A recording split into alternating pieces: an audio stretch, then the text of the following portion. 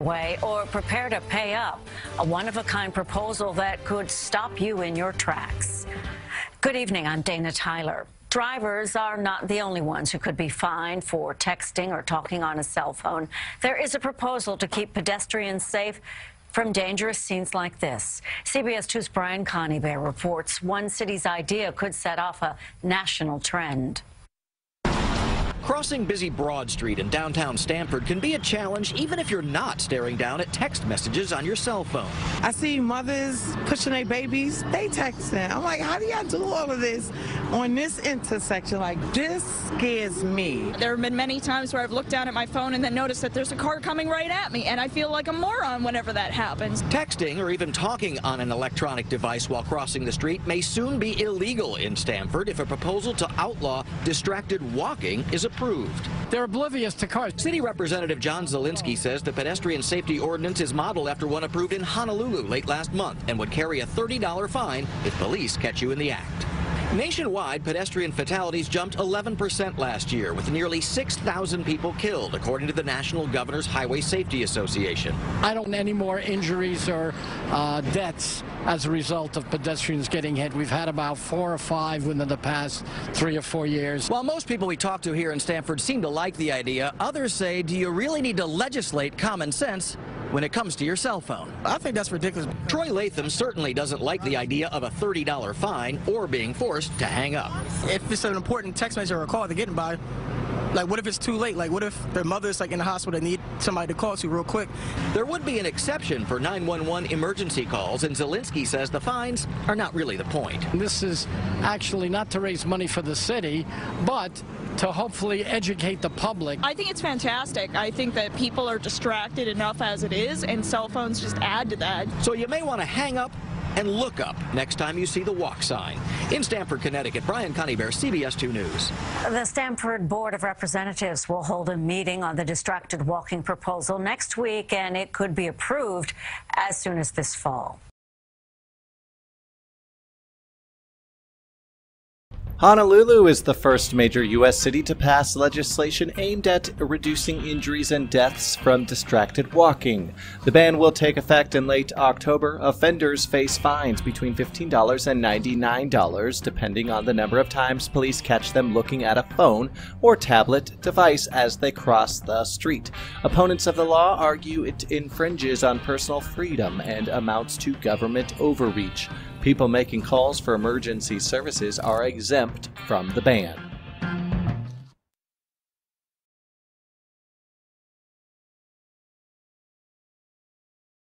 New distracted walking legislation will outlaw texting, and even talking, while walking.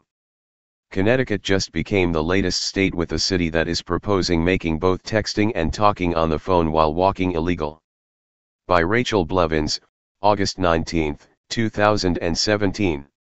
The heinous crime of distracted walking has become the latest trend that cities in the United States are looking to legislate into non-existence, relying on tax dollars and the extortion of citizens to solve the problem instead of common sense.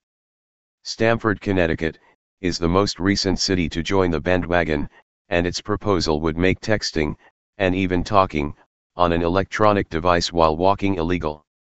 A report from CBS New York noted that nationwide pedestrian fatalities jumped about 11% last year, with nearly 6,000 people killed, according to the National Governor's Highway Safety Association. John Zielinski, a Stamford city representative who is fully in support of the proposal, claimed that its purpose is not actually to raise money for the city, but to hopefully educate the public.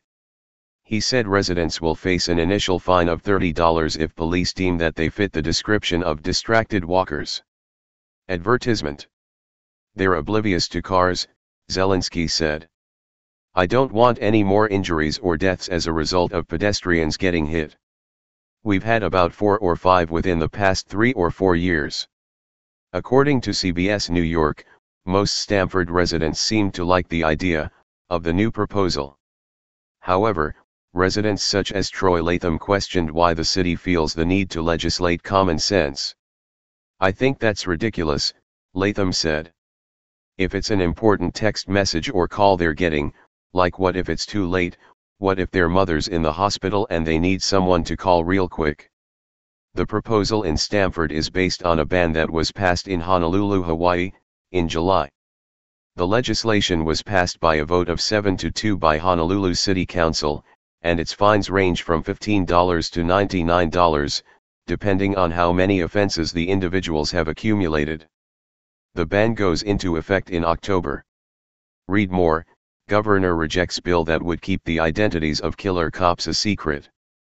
Mayor Kirk Caldwell told reporters that Honolulu holds the unfortunate distinction of being a major city with more pedestrians being hit in crosswalks, particularly our seniors, than almost any other city in the county. Honolulu resident Ben Robinson told the city council in a written testimony that he sees this new law as a form of government overreach that infringes on personal freedom. Scrap this intrusive bill, provide more education to citizens about responsible electronics usage, and allow law enforcement to focus on larger issues, he said. In addition to the argument over whether making distracted walking illegal is a waste of taxpayer dollars that will enforce a law that should be common sense, there is also the question of how police will handle it, and if there will be an increase in cases of police brutality stemming from incidents where officers stop individuals in an attempt to issue citations for walking and using an electronic device. As the Free Thought Project has reported, there has been a recent increase in police using excessive force when apprehending individuals for the heinous crime of jaywalking. In June 2016, police used a taser on a mentally ill man while beating him with batons in Bakersfield, California. In August 2016, police choked a high school student and tackled him on the ground in Fresno, California. In April, a viral video showed police repeatedly beating a man, strip him naked, and then mock him, in Del Paso Heights, California. In July, a viral video showed police repeatedly hitting a man as they held him to the ground in Millville, New Jersey. The one thing all of these cases have in common? The suspect police were using excessive force on had been stopped for allegedly jaywalking. Read more: graphic body cam footage shows killer cop as he murders an innocent unarmed man. Hey Charlotte County, this is Charlotte County COPWATCH, and I found that I had to make a change this ending on my videos, letting you know about the channel and fair use laws, you know, how we can report on other people's reporting and how it's good, how it's bad, etc. But you guys can look it up yourself. It is legal. It's in there. But like I've told you before, that I've been cut off from making money on YouTube for 4 years. It's really weird, bizarre, but they cut the money off, but they said you can keep the channel, and now YouTube makes all the money. And if you get bored, plug it into Social Blade website, and you'll see that they are making a huge amount off the site. Right now it's at 63 million views, 53,000 subscribers, almost 3 million views a month. You know, trying to wake people up, and I make nothing. In fact, I got a customer that's ex-congressman. He said if I could ever find a lawyer, sue YouTube on it. But because this is nuts. 4 hours a day, and to save America. You know, but at the same time, it's worth it. Look at what our founding fathers did. They died for this country. So, but getting back to the money part, this is why I'm redoing the video. Is my dream of everyone giving $1, and it's going to be $53,000 a year, or if they did Patreon, which you know, can be monthly. That is not working. That'd be great if it did. Nothing is perfect. And I appreciate the people that do donate, you know, what they can on PayPal. And there again, I'm letting you guys know that is not much. Is, you know, monthly is, oh my god. So anyways, yes, you cannot live on it. It's very, very, very low amount. But the dollar things, I do appreciate that. But when I first said everybody give $1, that's not working. I'm just letting you guys know it's, yeah, that's that dream. Everybody gives $1. 53,000 subscribers, it's not working. So yes, if you can give more than that, you know, I appreciate it. Like I said, you know, I'm in a unique situation where, you know, we're already debt free, and I'm not rich, but with the little business that we have, I am able to do what I am able to do 45 hours a day, you know, letting you guys know what's going on. In 4 years, I've did the whole thing myself. 12,000 videos on there. I literally get emails where people are like, holy crap, I never knew it was this bad. And it is this bad, and it's getting worse every day because we have the internet, we have cell phones, we have cameras everywhere now, and it's just disgusting what's going on. And then, as you guys know, too, now we got Trump, we got Jeff Sessions doing a war on drugs, and now he wants to go after the forfeiture laws again. It's just unfreaking real. So, if you can give more than that, that dream of everybody giving $1, yeah, that old video, that's not working. They're not, they're just not. So anyways, if you can give more than that, that dream is not working. Hardly anybody is giving. There you go. So that's why I'm remaking the video. If you can give more than that, that would be great. And there again, like I said, the Patreon's there. There is some people on there that are starting to give, but there again, it's very, very low. And like I said, I don't want to get rich off of that. I'm going to keep doing what I'm doing because, you know, it's still so stinking corrupt. It's not even funny. My court case that I'm going to be paying out of my pocket myself with Charlotte County's coming up. They illegally looked me up and then posted all my information on LEOAFFAIRS website. They basically doxed me, however you want to say that. I forget what the word is, and they outed me, man. And that information on that site went out to 500 sheriffs, deputies, people that work at the jail, etc., etc., etc. So, yeah, it is very, very scary, but we're going to do a federal case, 1983 case, violating freedom of speech. We have 17 cameras in the house now. We got 2 cameras in the car. I always carry a camera plus a cell phone. A lot of people are highly recommending I get a vest now. If I could, if the wife would let me, I would run for sheriff. We are trying to push the thing nationwide right now. Where just to mix it up and to get the topics out there is register to run for sheriff, NPA, no party affiliation, as a write-in, and that is completely free, and you can participate in the elections. And there's a lot of stuff. We got a guy, James McLinnis in Pinellas County, Tampa, who almost won. He experienced the corruption himself. The story is unbelievable. Look him up. It's mind-blowing what they did. It pissed him off. He is very, very smart. He has way more money than I did. He ran for sheriff at the last 3 months last year in 2016 and almost won. He got all of the black vote.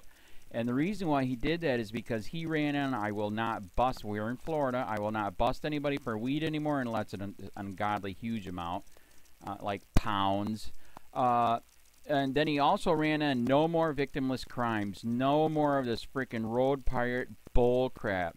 And then he was going to cut the budget by 30%. And when you think about that, you can. If you stop the road pirates, you can get rid of a bunch of people. Gone. So, the wife has been saying, yes, I can, yes, I can't. So I don't know. We're trying to find somebody that can do it because I am busy doing this anyways. But, so I'm making a video, like I said, that $1 a month from everybody, you know, for 53,000 subscribers, that is not working. I'm just letting you guys know. Absolutely give way more than $1 a month. If you can, I appreciate anything. By the way, remember, too, when you give that, PayPal takes like freaking 15 to 20%, so it's even worse than that. But, and there again, like I'm letting you guys know, it's way, what I get is very, very low. Appreciate it. But it is very, very low. Can't live on it. I'm just, you know, I'm working, and that's what I'm working on. And that court case is going to cost a buttload of money. That's federal court. Just the filing fees and the depositions that we're going to be doing with this corrupt cop. So there's another reason to give. We are going to be doing a deposition with this very corrupt. He was in a drug squad. He is a bad guy. He's on steroids. We heard steroids are rampant here. That's why their attitude is so bad. And we are going to get him on video, and it will be on YouTube. So that case alone is $5,000 just to bring it to court, and that's my money out of my pocket. So there's another reason to give, and give way more than $1 if you can. So keep that in mind. This is the new video, and I see, God, I talk a lot. It's already 7 minutes, but had to make it just to let you know the $1 a month from everybody is not working. They're not doing it. So if you can give more than that, please. So thanks. Keep it up. Share, like, subscribe, tell your friends, send me your videos on corruption, and I'll post it.